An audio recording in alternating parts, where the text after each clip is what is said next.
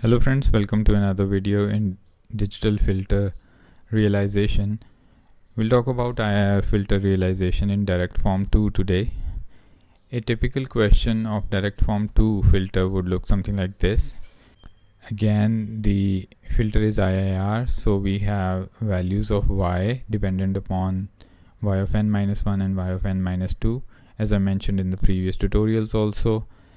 Now, to realize this filter in direct form 2, the following steps are needed to be taken. In step number 1, we take the Z transform of this equation to form the transfer function. So the first step is to form the transfer function, and by now you know that transfer function is obtained by taking all the terms of y of z on one side and all the terms of x of z on the other side. So we take the z transform, y of n goes to y of z, 0.1 y of n minus 1 goes as z inverse and y of z, because there's a delay here, and anything which has a delay of 2 will give me a z minus 2. So this much part is known to you. And finally, what we want to do in the first step is to obtain h of z, which is the ratio of y of z upon x of z, and it should look something like this: some numerator upon some denominator with powers of z in negatives. Now we introduce the intermediate variable as we did in the direct form 1, but we did not take it to the z domain in direct form 1. And the best way to introduce the intermediate variable is to split this y of z upon x of z as y of z upon w of z into w of z upon x of z, and the simplest w of z could be 1. So if I say y of z upon w of z is this numerator, and w of z upon x of z will be our denominator. So 1 upon this denominator will be w of z upon x of z. Because we are taking the simplest case, we are multiplying and dividing it with 1. So my y of z is now expressed in terms of w of z. So this is the key point here. Then I'll express w of z in terms of x of z and the previous w of z's. For example, we have my w of z needs to be expressed in terms of the past w of z's, delayed w of z's, and x of z's. So you could pause the video and note this thing down. So this is very, very important. And finally we have these two equations where y of z is expressed in terms of w of z, and w of z is also expressed in terms of w of z and x of z. So now you can easily get the feel that in order to generate y, we'll need w of z's only.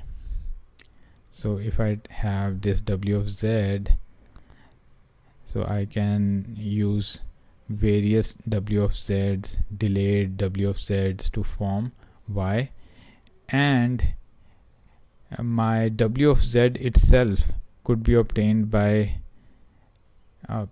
using delayed w of z's and x of z's. So let's see how that happens. So once we get these two equations where my w of z is expressed in terms of x of z and the delayed w of z's, and y of z is expressed as only w of z's, w of n as x of n minus 0.1 w of n minus 1 plus 0.7 w of n minus 2, and y of n is expressed in terms of w of n only. So now we know that w of n is the intermediate variable. This will be generated from x of n, and of course its delayed values, and y of n will be generated from w of n's and its delayed values. So we see that w of n is the only thing that needs to be passed through delays. So that's the key point that makes this realization a tricky one, and it saves us some bucks by using lesser number of delay elements as compared to direct form 1. Let's see how we do that.